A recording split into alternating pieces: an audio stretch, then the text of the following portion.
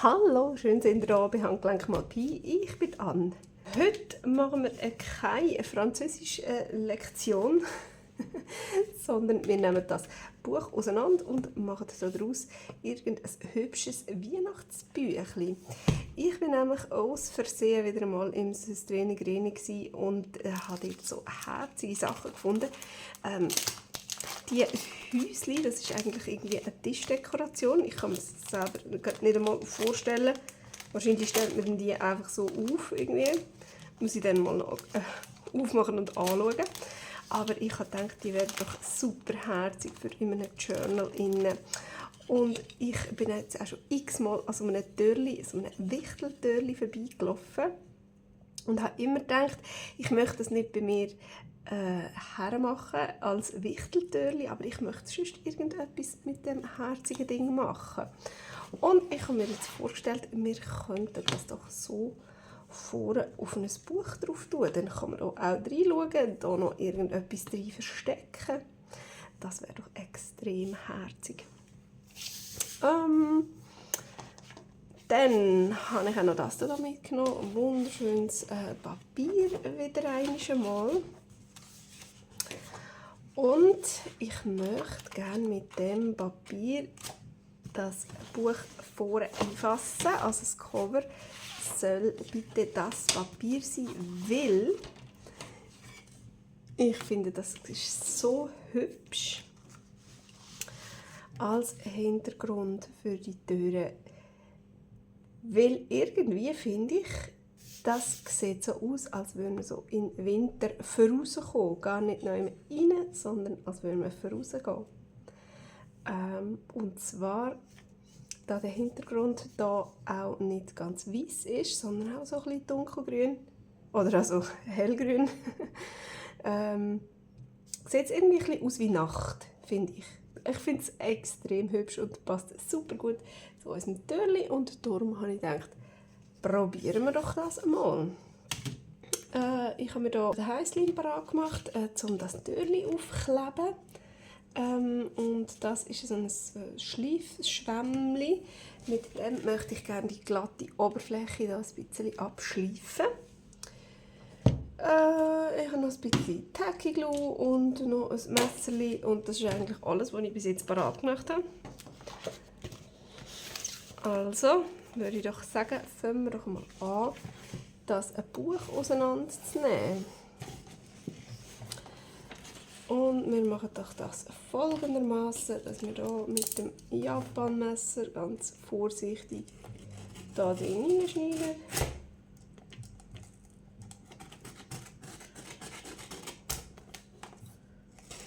Zack, einmal so. Und einmal so.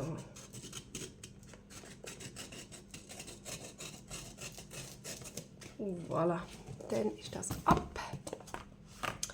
Was ist denn das da für komisches Zeug? So, und da wäre es auch schon unser wunderbares Cover.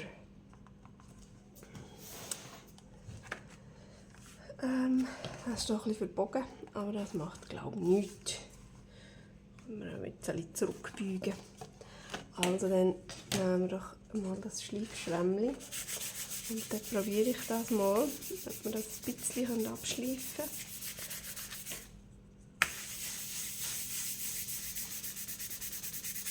Ich habe das Gefühl, es hätte jetzt ein kleines gröberes Schleifpapier sein.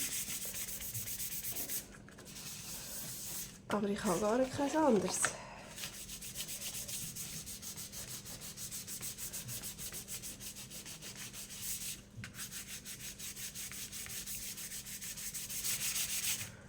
Ich schleife da auch ein bisschen drin, damit das dann wirklich alles gut zusammenhält.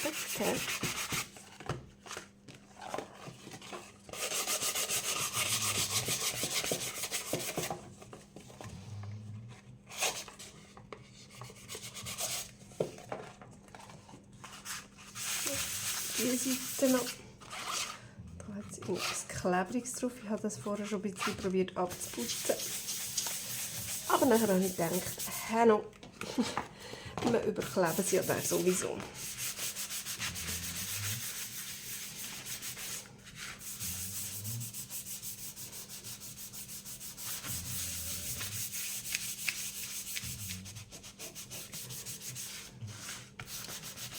So. Jetzt muss ich mir dann noch schnell das Tüchlein holen, wo ich da den ganzen Schleifstaub ein bisschen abputzen kann. So, einfach nur schnell ein bisschen drüber. So.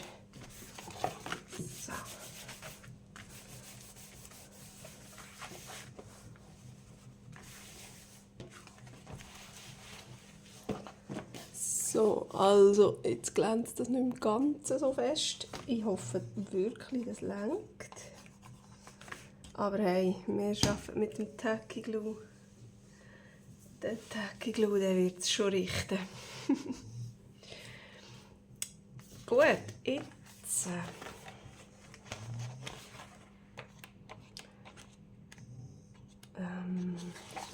habe ich gesagt, möchte ich gerne das da.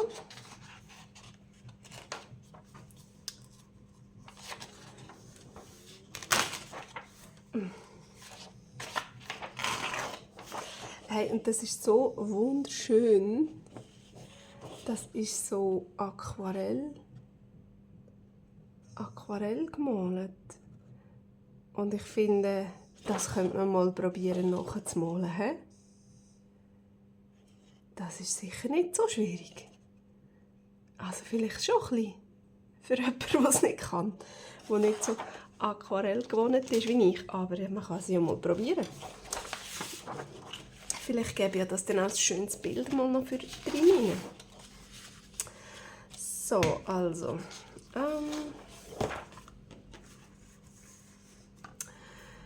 Was ich mir noch nicht überlegt habe, ist, was ich hinten mache. Den Buchrücken, keine Ahnung. Aber auf jeden Fall gehe ich dann mit dem Rücken hier drüber rein. Also das heisst, die Kante jetzt da, die muss nicht so genau sein. Vor allem so. So. Und jetzt machen wir freihändig. Könnten wir, hä? Das da muss ich einfach können so, Achtung, so drüber klappen. Da muss ich sicher genug haben. So, ich glaube, so ist gut. Hä? Ja, komm, machen wir noch mal freihändig.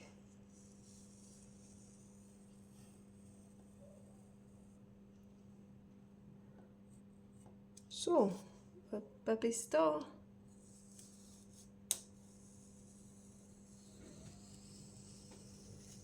Und etwa bis da. Ich hätte es aber einfach schön in der Mitte aneinander schneiden. Wieso will jetzt das da nicht aneinander kommen? So. Ja, ist etwa in der Mitte. He? So.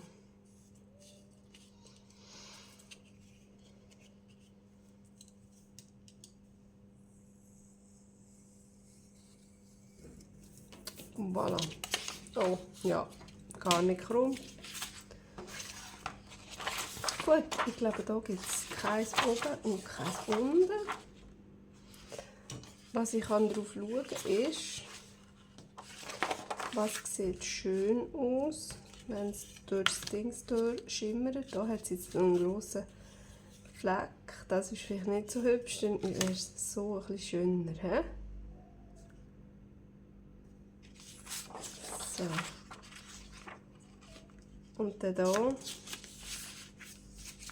Oder lieber das. Also es ist ziemlich genau das gleiche gerade.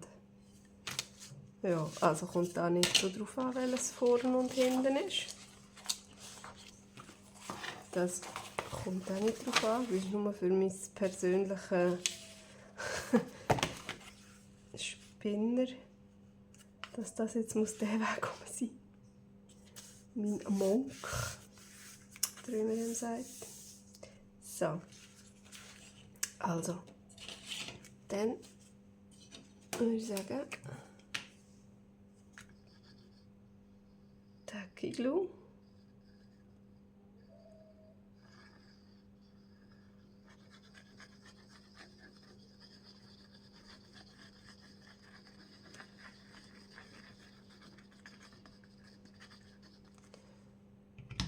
So.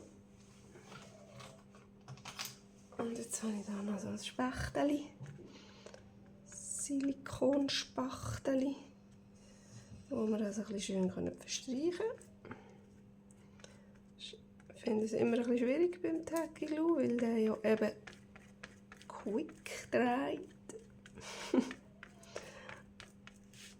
Und dann habe ich immer ein bisschen Angst. Aber auf so einer Oberfläche, die jetzt wirklich nicht saugt,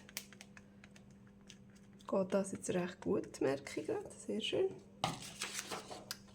Gut. Ich mache das jetzt so. Nein, eben nicht. Eben so habe ich gesagt. He?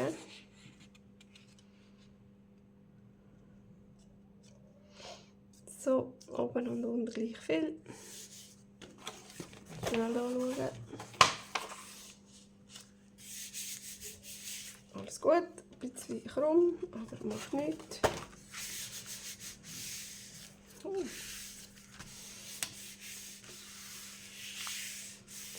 Ist doch super. Perfekt. Ohne Blattern und ohne nichts. So. Und jetzt das Gleiche noch auf der anderen Seite.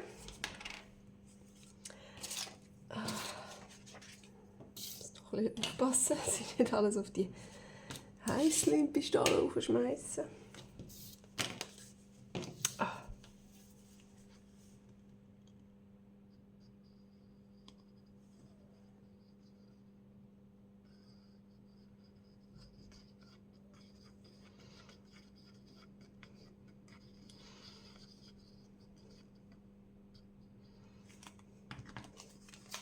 Ich habe mir noch überhaupt nicht überlegt, was das genau für ein Journal soll werden. Ich habe wirklich nur die Sachen gesehen und gedacht, oh, mit dem muss ich unbedingt etwas machen. Und habe das mitgenommen und jetzt ohne grosses Planen habe ich jetzt einfach gerade anfangen. Aber das ist doch immer schön, wenn man sich einfach reinstürzen kann.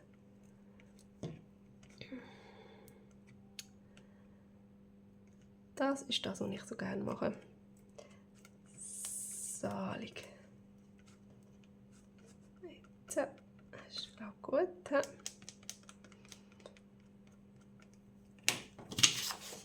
Und da salig. Oben und unten gleich viel ungefähr. Schnell kontrollieren. Jawohl, alles gut. Also wird das so angedrückt.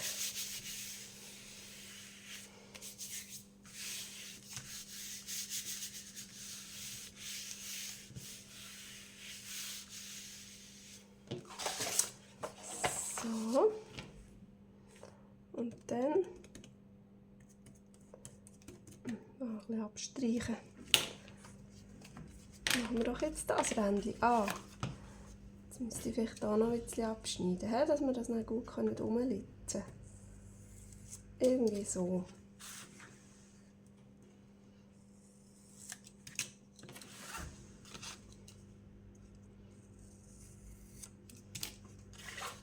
Zack und zack. Gut.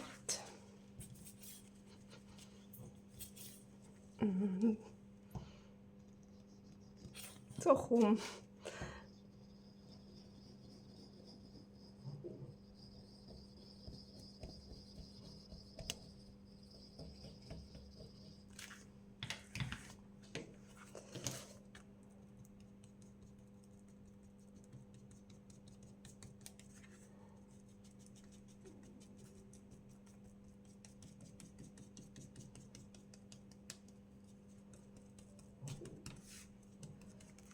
Oh, das war ein bisschen zu wenig. Also ich fange jetzt mit dem an.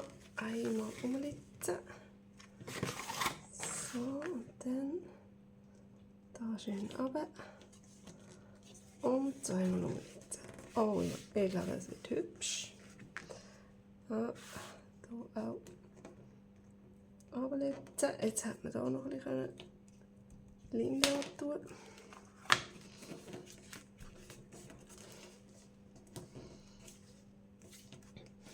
So, ja, da ist jetzt gut, da nämlich nicht.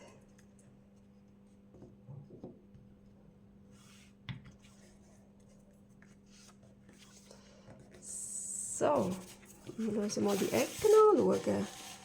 Hey, ich glaube, das ist das erste Mal, wo die Ecken so schön rausgekommen sind.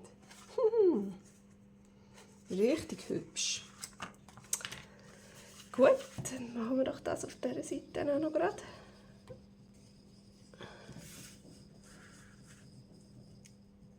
Jetzt denkt, habe ich ein bisschen wenig Leim gehabt, jetzt auf der anderen Seite.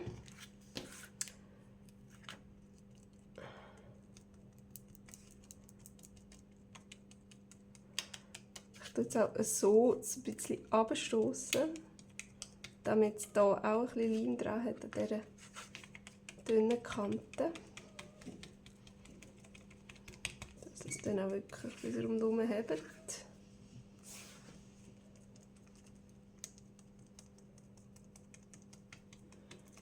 So. Ja, ich weiss, ich leime wieder einmal schön hier auf meiner Unterlage. Das ist nicht gut. So. Reinklappen. Hier reinklappen und gerade ein bisschen leimen.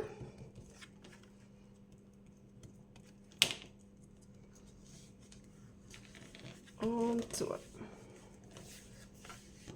Hier auch. Reinklappen, nochmal ein bisschen Leim dran. Und rauf.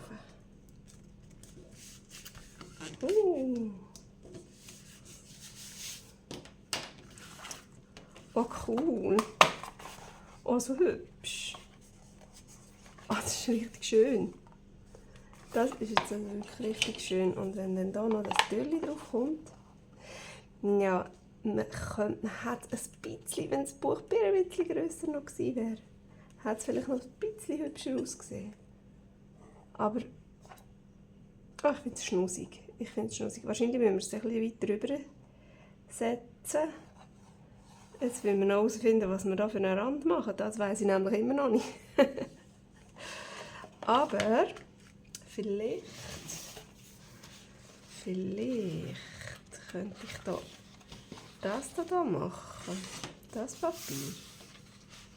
Das wäre schön, he? Das passt gut zusammen. Weil zuerst habe ich eigentlich gedacht, ich könnte die Türen hier drauf tun. Und dann hat mir das ein bisschen hübscher gedacht. Das müssen wir jetzt nicht diskutieren, was hübscher wäre. Aber das würde jetzt also noch gut dazu passen. Dann wäre es so. Ja. Ja, ich mache das so. Mal schauen, wie das rauskommt, weil das ist ein bisschen dickeres Papier. Ob das dann noch schön aussieht, wenn das in den Falten reinkommt.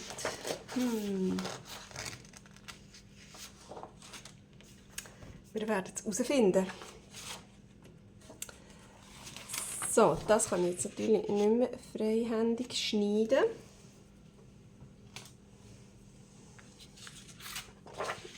Das tue ich mir anzeichnen. Und zwar möchte ich, dass es etwa so viel darüber rauskommt. Aber es geht ja hier noch rein und hier noch rein. Also ein bisschen mehr. Etwa so. He? Etwa so. Gut. Und dann, wie hoch muss es sein? Das wird natürlich hier auch noch reingeklappt. Etwa gleich viel wie das andere. Etwa so viel. Ihr seht das gar nicht, dass ich jetzt hier angezeichnet habe. So. Also etwa so viel habe ich mir angezeichnet. So. Das wird doch schön. Ja, jetzt ist einfach die Frage, kann ich das auch so schön reinkleben, dass das schön aussieht.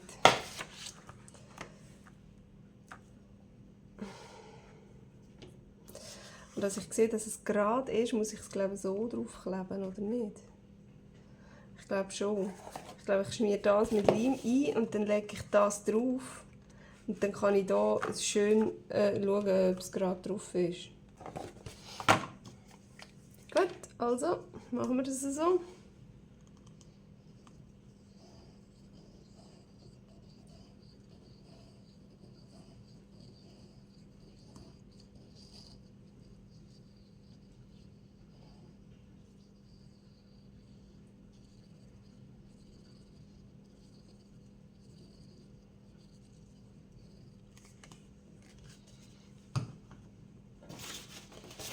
So, ich nehme das die Rückseite da von diesem Block mal als Unterlage, weil ich habe das Gefühl, es gibt jetzt ein Geschmier.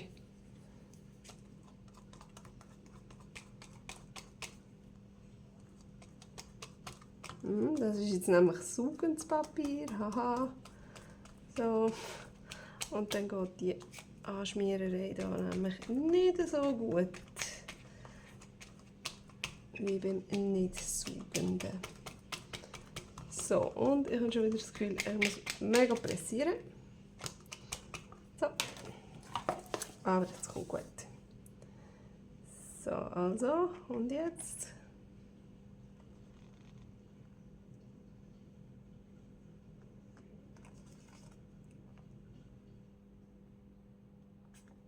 So, ist euch das gut? Ich glaube schon. Ich nehme das mal wieder weg.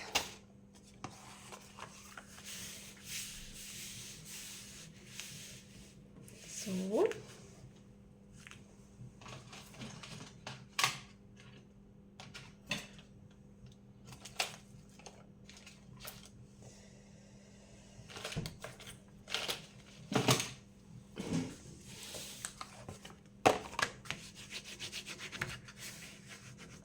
Da mit dem ein bisschen an dingseln und gehe da mal in die Rille rein.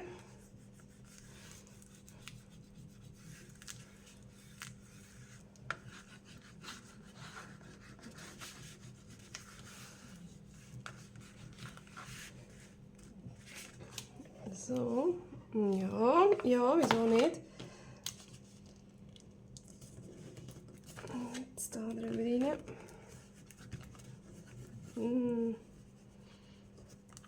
Hat wahrscheinlich wieder ein bisschen mehr Leim gebraucht. Da. Können wir aber noch ein bisschen geben. Wenn ich es nicht schon wieder verkehrt hergelegt habe. Mann! Jetzt. Oh.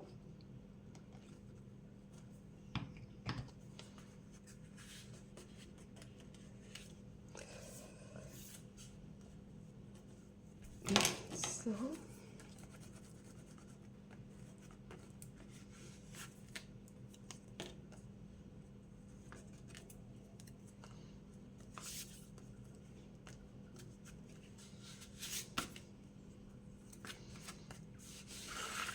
So, und super, da sind wir natürlich jetzt viel zu langsam gewesen, aber da können wir auch gerade noch einmal genug Leim dran streichen. Bis ganz raus, dann müssen wir es nicht nachträglich machen. Jetzt habe ich natürlich schon wieder auf der Unterlage, bravo. Und drüber rein.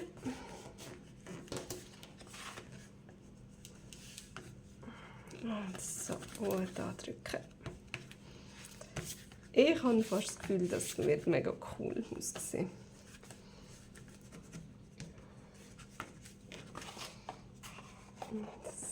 So. Ja, da haben wir jetzt ein Blattern bekommen. Und hier zu wenig Leim, sehr wahrscheinlich ein bisschen. Oder zu wenig lang angedrückt. Ich weiß nicht, ob ich es jetzt noch noch holen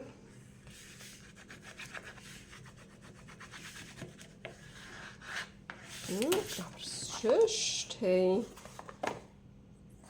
fast professionell sieht es aus, wenn das nicht ankleben würde. So. Oh, mega herzig. Also was ich innen mache, habe ich mir auch noch nie überlegt.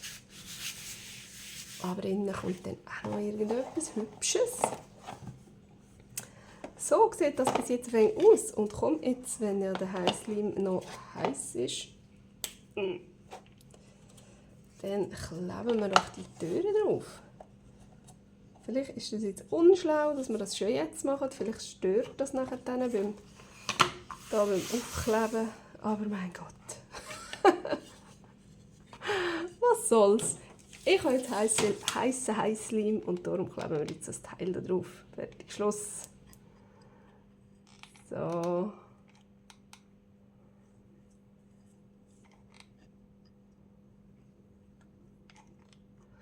Beim Heißleim habe ich immer Angst, dass ich zu wenig schnell bin.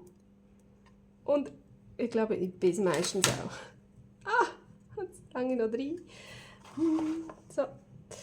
Schön in die Mitte. Also in die Mitte vom Grünen. Ist es auch nicht. Ist auch nicht in der Mitte vom Grünen. Aber jetzt klebt es halt.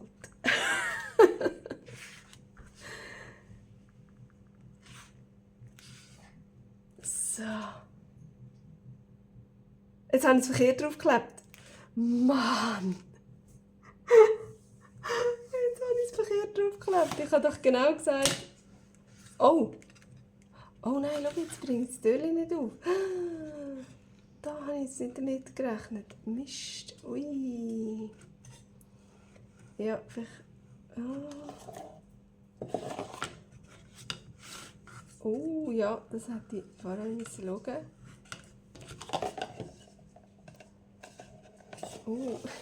Ja, das Büchlein wäre eigentlich so gewesen, weil ich ja gesagt habe, da ist der grosse Fleck, da auch, da ist der grosse Fleck. Ich möchte gerne hier ein Fenster haben. Ja, gut, also jetzt ist es halt so. Sieht auch schön aus, macht nichts. Und ja, eben beim Auftun. Ich glaube, wenn man das ein paar Mal so macht, dann drückt es das hier. Schau. Da drückt es schon ein bisschen drauf. Ja. Ja, aber ich glaube, ich mache das so. Ich stelle das so her, dann ist der Spalt am grössten. Und dann drücke ich mir einfach noch ein bisschen Leim rein. So, und dann so. Das ist genau nicht dort, wo er her sollte, der Leim. So, doch haben wir jetzt schon. Ja, es ist halt Heißleim und nicht Silikonspachtel. Es verhält sich ein bisschen anders in der Handhabung. Aber easy. Doch, es geht schon. Und auch ein bisschen abkratzen. So, jetzt ist der Spalt hier ein bisschen gefüllt. Da ist es noch nicht ganz trocken oder also abgekühlt. So. Ja, da hat man irgendwie etwas Kleines unterlegen, ein kleines Karton noch unten dran leimen, dass es einfach hier ein bisschen erhöht wäre. So, jetzt machen wir das hier auch noch. So, zack. Und halt mit den Fingern. Aua!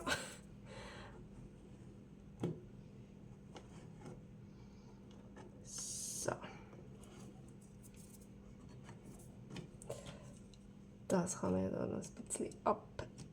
Ui. Oder auch nicht. Ich kann ja abknüdeln. Mal, es war einfach noch nicht ganz abgekühlt. So.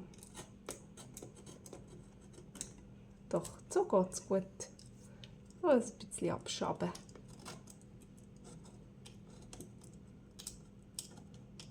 So, und sonst kann man dann immer noch dort oben eine kleine irgendetwas drüber kleben. Ein kleines Deckhöhli, ein Winterdeckhöhli. So, jetzt ist gut, jetzt habt ihr sicher. Da schaffen wir jetzt auch noch ein bisschen ab. Oi, oi, oi. So gut wir können.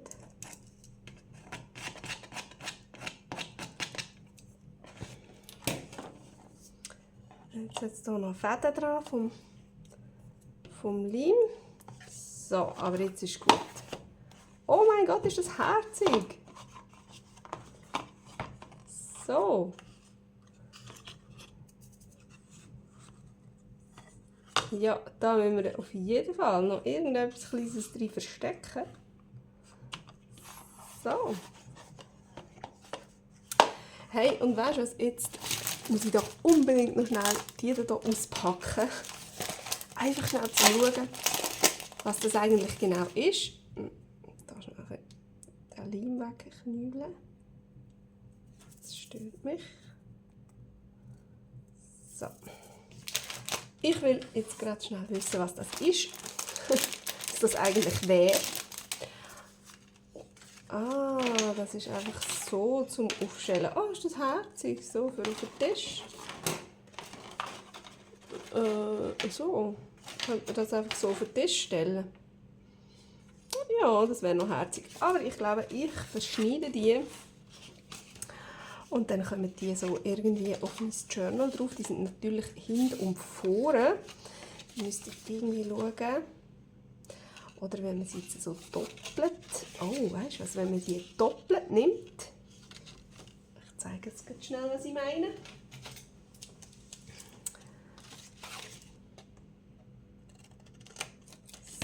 So, wenn man die so nimmt, dann könnte man die gerade in die Signatur einnähen. Oh, das wäre ja herzig. Und wenn man nachher dann drunter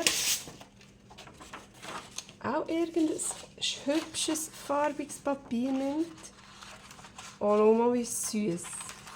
So ein schöner Sternenhimmel. Und wie es noch ein bisschen durchs Fenster durchschimmert. Oder? So. Ja, genau. Dann leuchtet doch das hübsch durch. Es ist jetzt zwar ein bisschen, sind grosse Muster, dann verschwindet es fast ein bisschen. Aber hey, das wäre mega schnussig. Jetzt wollte ich das andere auch noch gerade auspacken. Das auch noch anschauen.